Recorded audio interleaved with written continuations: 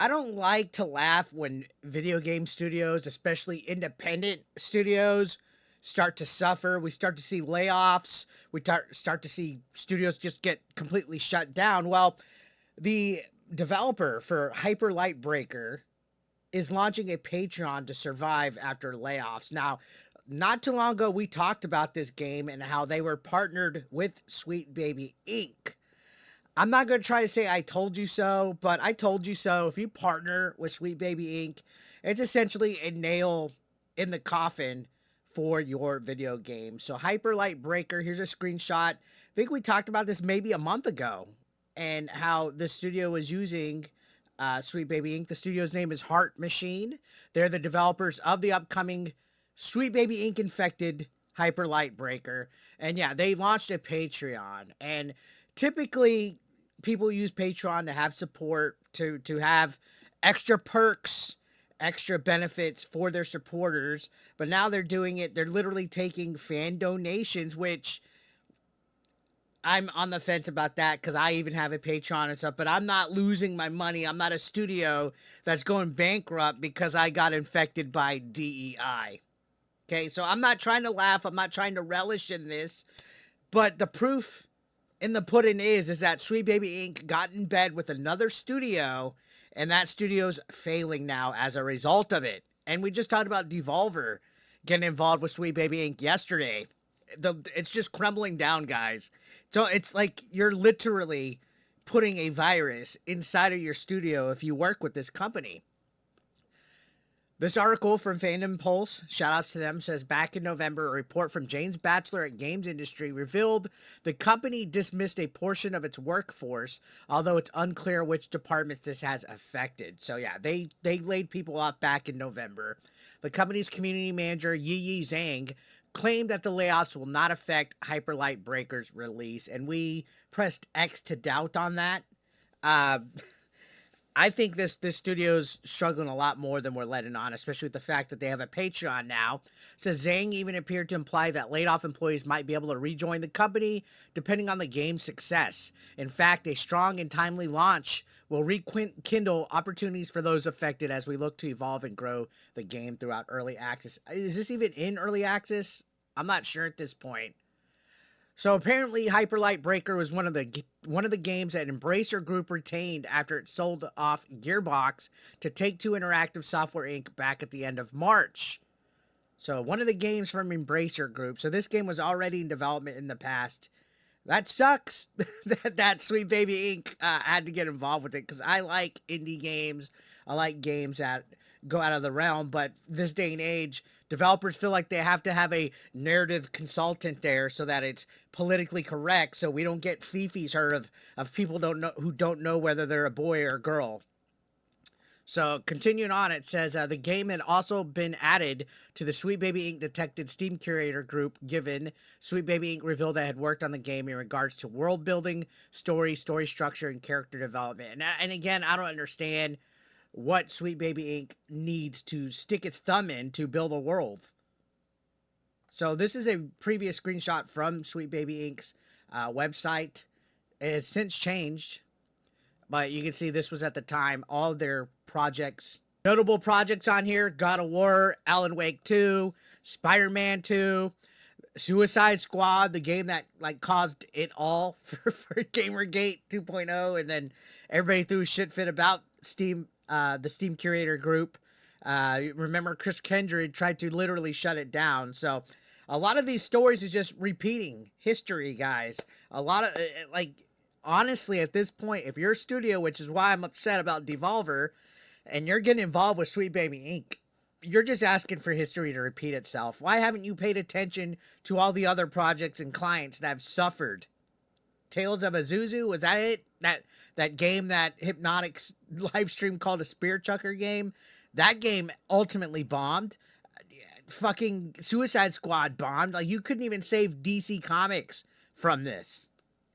Going on, says the company's founder and creative director, Alex Preston, had also shared in August before the layoffs that the company was delaying Hyper Light Breaker's launch to Steam Early Access to sometime in 2025. So it hasn't happened yet.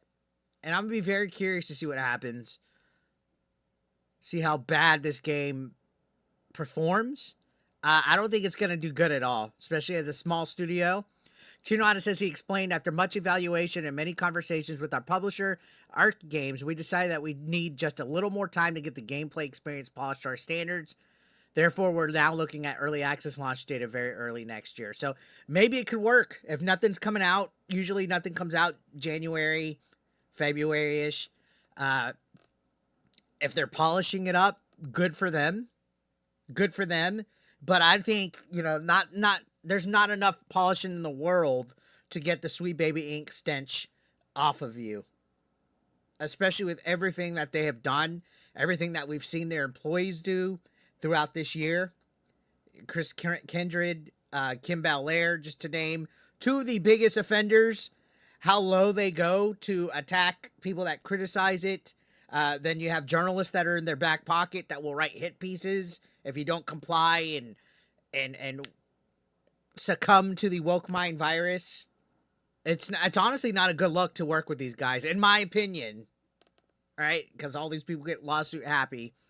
Preston added, we don't want to ship a project, even in early access, that we're not satisfied with on a number of fronts, especially in the current state of the industry. We need to put as good a foot forward as we can. So good on them. Sounds like it's well-intentioned, but again, the road to hell is paved with good intentions.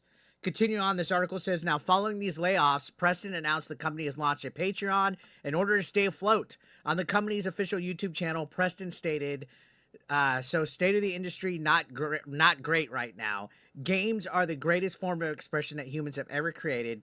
There's a common saying in development that it's a miracle that any games are made at all, let alone good ones, and now it's even more brutal. Over the past 2 years, the industry has rapidly changed, flipped around, and turned upside down. Funding for new projects is sparse even for successful developers. Everything is far more expensive to make. Paths we used to be able to take to create projects no longer exist. And he's right. I mean, look at the budget of some of these games that are coming out. They're rivaling the film industry at some parts. Like some studios, they're just spending millions of dollars. I mean, look at Ubisoft. Look how much Skull and Bones costed for Ubisoft. Even Star Wars Outlaws or Assassin's Creed Shadows. Those are like millions of dollars spent. And the problem is that they're also spending a lot of money on DEI initiatives. They're wasting a lot of money for resources that don't matter. Instead of just making great games, they're literally harming themselves. They're making stuff that has potential, but at the same time, they're attacking gamers. They're making games that are full of political messaging, making dumb choices, and the whole industry is changing over the last 2 years. Look at how much DEI has infected it. Look how many studios are coming out and closing down, like the studio that made Redfall. They came and went. The studio that made Forspoken came and went. The studio that made Concord came and went. Continue on, he says, you've likely heard about this on some front. It's grim. 30% of all games developers have either been laid off or had their roles significantly reduced or affected over the past year alone. Studios have closed, many have left, and we at Heart Machine are not immune, having gone through layoffs in November of this year. And here's Preston's video. And I'm not trying to kick this studio while they're down. The main point of this video is when you work with Sweet Baby Inc., this is what happens. So he shared specifically why he and the company are launching the Patreon, saying since the old models are not enough, we have to adapt. So we're asking for support to help us continue to not just survive, but adapt and thrive, to help us prototype and build new projects, help support us when the state of the industry has made it harder to exist. According to him, this is what they're offering through Patreon. To give a more thorough and deep insight into our processes and what it takes to make games, sharing exclusive write-ups, videos, concept art, blah, blah, blah. Now, they're also going to share more about issues in the gaming industry driving the state of turmoil. I don't see how that's a benefit. And to reach a bigger audience with more transparency. So good on them with that. People like transparency, but you need to offer like shirts, swag, merch, exclusive stuff, or else people aren't going to be giving you money. Now, the Patreon features 6 different supporter levels ranging from free to 100 per month, and it currently has 390 members. And it's going into, okay, here we go. It's going into Steam Early Access January 14th at $30. Not too bad. not too high of a price. Let's go ahead and take a look at the Patreon if we have a link to it. Let's see if they have their funding visible. It looks like they do not. Who knows if this Patreon method is going to save them? I don't think it will.